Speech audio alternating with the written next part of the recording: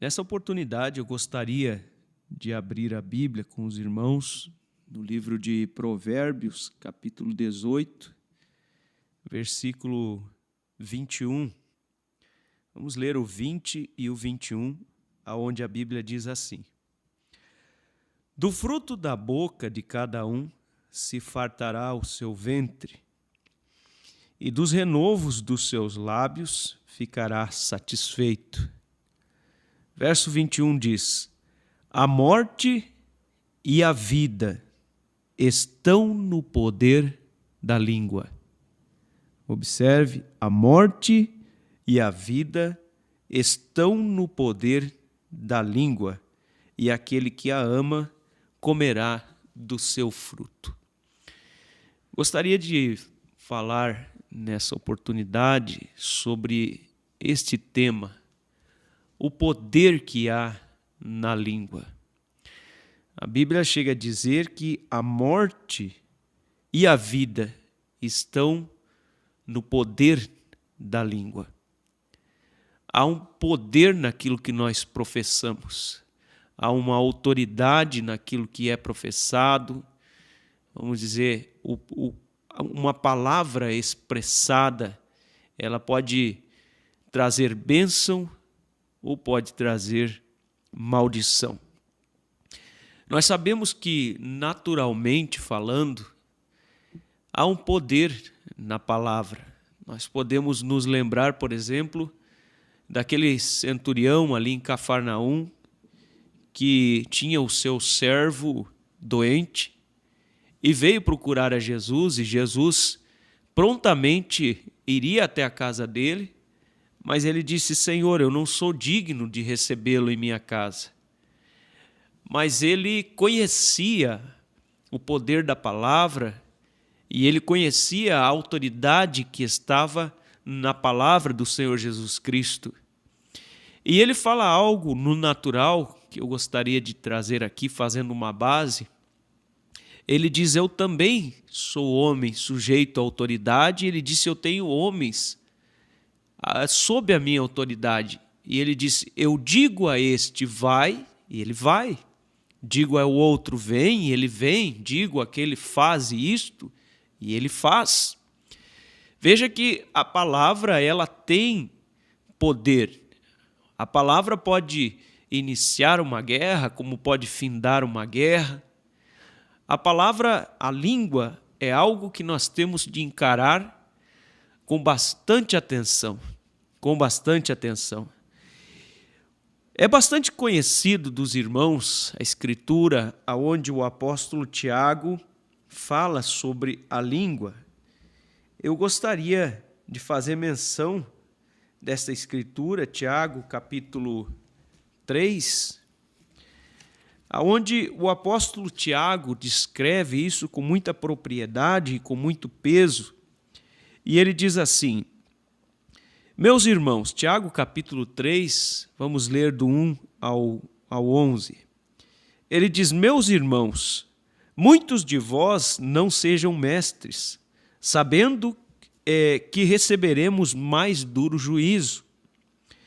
Porque todos tropeçamos em muitas coisas. Se alguém não tropeça em palavra, o tal é perfeito e poderoso também para refrear todo o corpo. Ora, nós pomos freio nas bocas dos cavalos para que nos obedeçam e conseguimos dirigir todo o seu corpo. Vede também as naus que, sendo tão grandes e levadas de impetuosos ventos, se viram com um pequeno leme para onde quer a vontade daquele que as governa. E aí no versículo 5 ele diz: Assim também é a língua. É um pequeno membro e gloria-se de grandes coisas. Vede quão grande bosque, disse Tiago, um pequeno fogo incendeia. Está falando da língua. Ele diz: a língua também é um fogo, como um mundo de iniquidade. A língua está posta entre os nossos membros e contamina todo o corpo e inflama o curso da natureza e é inflamada pelo inferno, diz Tiago. Estamos olhando um lado aqui. Porque toda a natureza, tanto de bestas como de aves, de feras como de aves, tanto de répteis como de animais do mar, se amansa e foi domada pela natureza humana. Mas nenhum homem pode domar a língua. Isso me chamou a atenção, nenhum homem pode domar a língua. Nenhum homem pode domar a língua. É um mal que não se pode refrear. Está cheia de peçonha mortal. Com ela bendizemos a Deus, que é e Pai, e com ela amaldiçoamos os homens feitos à semelhança de Deus. E nós estamos falando de assuntos de família. Abrindo um parênteses aqui, parando no versículo 9, a caminho eu estava recordando de algo que o nosso profeta disse certa vez para o irmão Pierre Green. Ele disse que 85% dos casos que vinham até ele no escritório eram assuntos de família. Eram problemas de família, dificuldades entre os familiares. 85% de tudo que se resolvia ali eram de ordem familiar. E outro dia, pregando sobre algo nesse sentido, eu estava dizendo, para nós é mais fácil, observe, é mais fácil suportar às vezes dos de fora aquilo que nós não damos conta, ou quem sabe não nos esforçamos, ou talvez não achamos necessário suportar dos da família. E da mesma forma é mais fácil para nós, aí entra o que estamos falando, o poder da língua. É mais fácil para nós abrir os nossos lábios quando sentimos, vamos dizer, aquela necessidade de desabafar ou no momento que estamos com o ânimo um pouco alterado, é mais fácil proferirmos alguma palavra áspera para um da família do que para um de fora. Então, você observa, aqui está Tiago dizendo, com a mesma língua bendizemos a Deus, e não vamos dizer que chegamos ao ponto de amaldiçoar-os da nossa casa, mas é mais fácil, vamos dizer assim, nós soltarmos a língua um pouco mais com os nossos, com o ânimo alterado. Aí ele continua dizendo, de uma mesma boca, procede bênção e maldição. Meus irmãos, não convém que isso se faça assim. Aí ele diz, porventura deita alguma fonte de um mesmo manancial a água doce, a água amargosa, e assim ele segue dizendo. Agora, nosso tema, irmãos, é o poder que há na língua. Então, como fazer, irmão Reinaldo, quando nós temos ouvido Tiago falar com tanto peso sobre a língua, dizendo que até mesmo ela é inflamada muitas vezes pelo inferno? Observe que nós podemos, a Escritura diz em Provérbios, capítulo 10, verso 19, se não me falha a memória, que no muito falar não deixa de haver iniquidade. No muito falar, quer dizer, uma das coisas que se pode fazer no nosso tempo é justamente isso. Nós sempre ouvimos que nós temos 2 ouvidos e uma boca, e isto é para ouvirmos mais e falarmos menos. Mas nós estamos vivendo em um tempo onde se fala muito e literalmente se fala pelos dedos. E quando se fala até mesmo pelos dedos, veja você aonde as coisas podem chegar. Nós estamos vivendo, eu no meu tempo de jovem, de adolescente, até mesmo de um homem já casado, nunca tinha ouvido esse termo fake news, que não deixa de ser uma mentira que se espalha pelas redes sociais. E de onde ela sai? É uma forma de se falar também. Não deixa de ser a língua por detrás de tudo isso. Então, uma das coisas, irmãos, é você, sabendo que há um poder naquilo que se fala, é diminuir um pouco a quantidade do que se fala, principalmente quando se expõe. Eu sempre aconselho, quando muitas vezes a gente conversa com algum casal que teve alguma dificuldade, uma das coisas que eu sempre pergunto é: quem mais sabe desse assunto de vocês? geralmente fala, a mãe dela, ou a irmã, ou o irmão dele, ou o que for. Então eu digo, então vocês agora, daqui para frente, não exponham mais um ao outro. Porque o que acontece? Quando há um desgaste entre o casal, então um ou outro se acha no direito de abrir os seus lábios e usar a língua de uma forma que venha a denegrir ao seu próprio cônjuge. Vamos dizer, denegrir a esposa perante um parente, e aquela imagem fica. E o casal retoma, vamos dizer, às vezes uma pequena discussão, uma briga banal, e parece que aquilo é o fim do mundo, e acaba começando, como disse Tiago, esse fogo, a incendiar. Quando deveria deixar isso mais no ambiente familiar, se porventura vier a acontecer, e guardar isto somente para o casal, guardar isso somente para a família, e não sair expondo uns aos outros, porque depois aquilo vai, como, vamos dizer, como folhas levadas ao vento, e dificilmente você consegue trazer aquilo de volta. Você lança uma mancha sobre aquela pessoa e dificilmente se apaga. Eu estava vendo hoje de tarde sobre 3 palavras que são muito comuns de nós ouvirmos, e eu mesmo nunca tinha ido ver o sentido delas, e elas, inclusive, são crimes, estão na Constituição, têm suas leis, seus artigos, que é a calúnia, a difamação e a injúria. Tudo isso está no campo da mentira, se bem que a difamação nem sempre precisa ser mentira, nem sempre é mentira.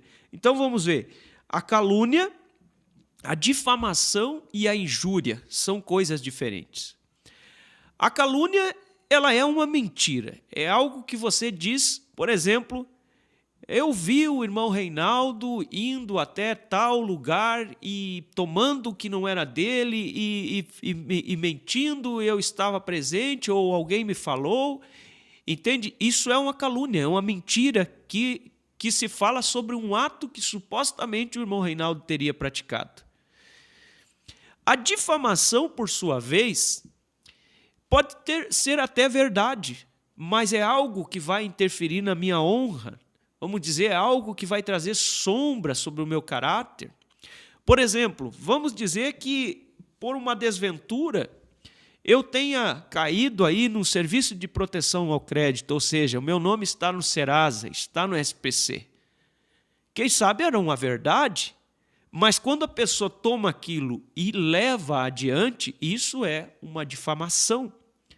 Ou mesmo se for uma mentira, quer dizer, a difamação é algo que agride a tua honra. E a injúria é, imagine um xingamento dito diretamente a você. Lembra que Jesus disse, bem-aventurados sois vós quando vos injuriarem e mentindo disserem todo mal contra vós? Então veja, tudo isto está na língua. Todas estas coisas estão na língua. Se você for em Provérbios capítulo 6, você vai encontrar a Bíblia dizendo que tem 6 coisas o Senhor odeia e a 7ª delas o Senhor abomina. E você vai encontrar que dessas 6 coisas, 3 delas têm a ver com a língua. 3 delas têm a ver com a língua. Observe. A Bíblia diz assim, Provérbios capítulo 6, verso 16. Diz assim, estas 6 coisas o Senhor odeia, e a 7ª a sua alma abomina. Quer dizer, é a pior de todas. Aí ele começa, olhos altivos, o orgulho, língua mentirosa. Observe, língua mentirosa. Nós estamos falando sobre o poder que há na língua.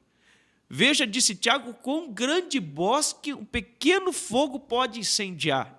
Então o Senhor odeia uma língua mentirosa, porque há um poder na língua. Há um poder de devastação tremendo na língua. Há um poder de destruição tremendo na língua. E ele disse, a língua mentirosa o Senhor odeia, mãos que derramam sangue inocente, Observe, o coração que maquina pensamentos perversos, pés que se apressam para correr para o mal, a testemunha falsa que profere mentiras, está aqui, a difamação, a testemunha falsa que profere mentiras, está na língua também. E ele diz por último, aqui está aquela que a alma do Senhor abomina, o que semeia contenda entre os irmãos. O que semeia contenda entre os irmãos, o Senhor, a sua alma abomina. Observe, tudo isso está na língua. E o diabo, irmão e irmã, tem interesse, sim, naquilo que você fala. Ele tem interesse naquilo que você professa, ele tem interesse naquilo que você expressa dos seus lábios. O pastor Febrônio, nosso pastor aqui em Chapecó, ele sempre diz que duas coisas nunca, jamais deveria haver nos lábios, na língua de nenhum cristão, de ninguém, mesmo do ímpio, vamos dizer. Duas palavras que são suicídio e divórcio, separação. Suicídio e divórcio. Por quê, meu Reinaldo? Porque há poder na língua. Há um poder na língua.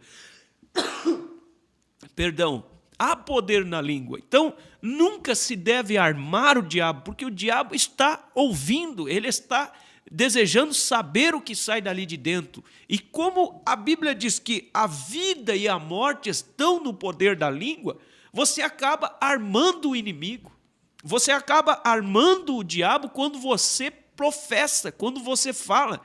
Então a tua palavra, por mais difícil que seja a situação, sempre deva ser uma palavra de vitória, uma palavra de firmeza, uma palavra de convicção, uma palavra de fé, uma palavra de um filho de Deus, uma palavra de uma filha de Deus, que não admite ser amontado pelo diabo e esse freio, essa inflamação do inferno, como disse Tiago, inflame a tua língua, filha de Deus, a tua língua, meu irmão.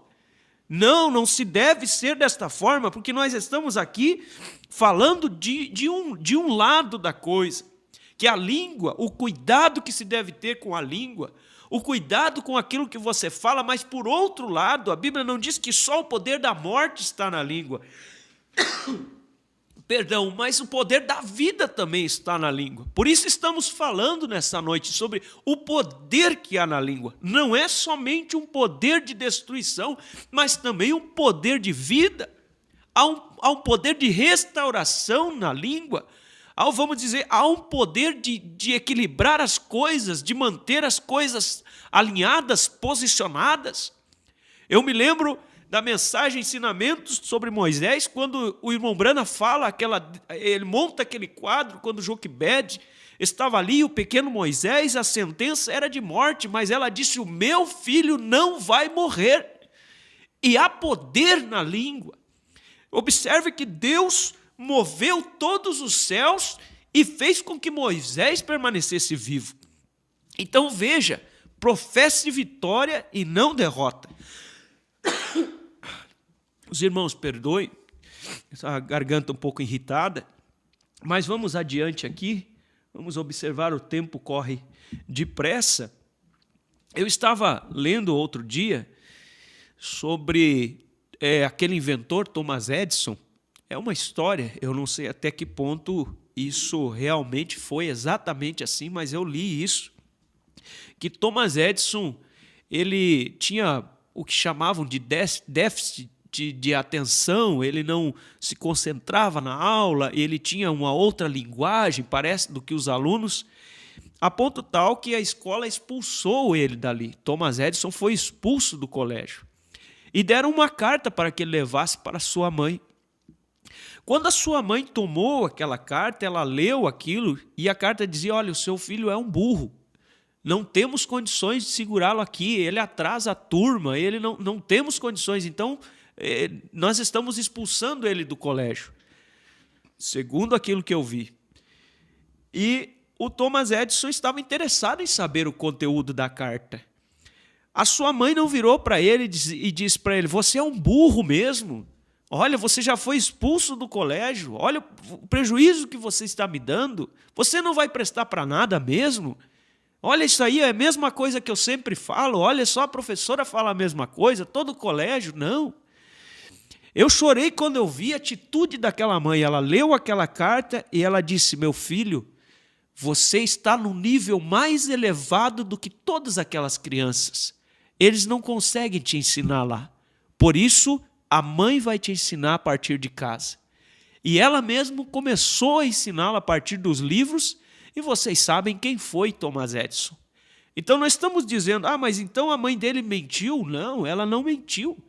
Ela sabia quem era o seu filho, e a palavra que ela professou, vamos dizer, não desmoronou Thomas Edison, mas manteve ele firme e confiante, vamos dizer assim. Ele confiou na sua mãe, na palavra da sua mãe.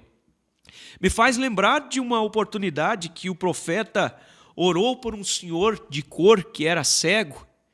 Vocês vão lembrar desta história.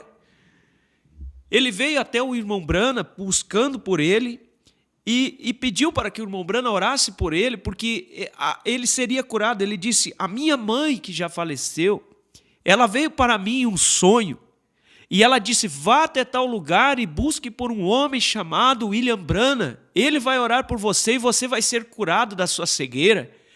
Eu gostei quando aquele irmão de cor disse: e a minha mãe nunca me contou uma mentira.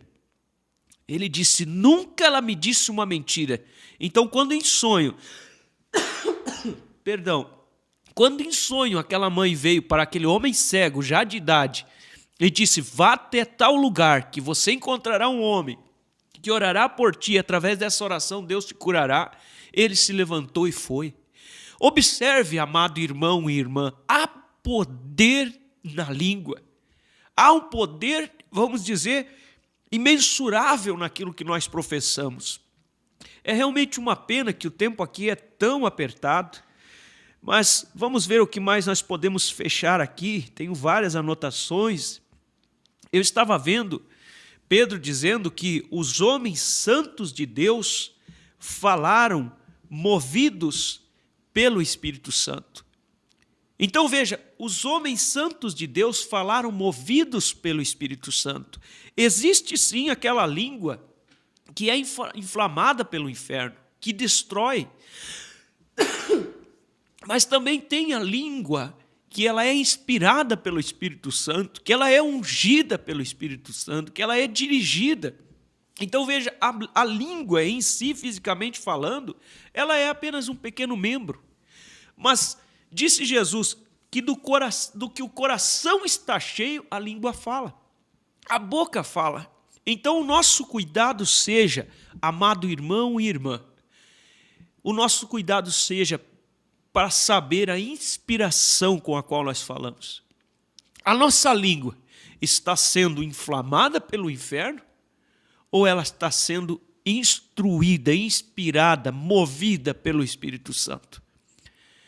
Fique com essa pergunta e eu ficarei com ela também.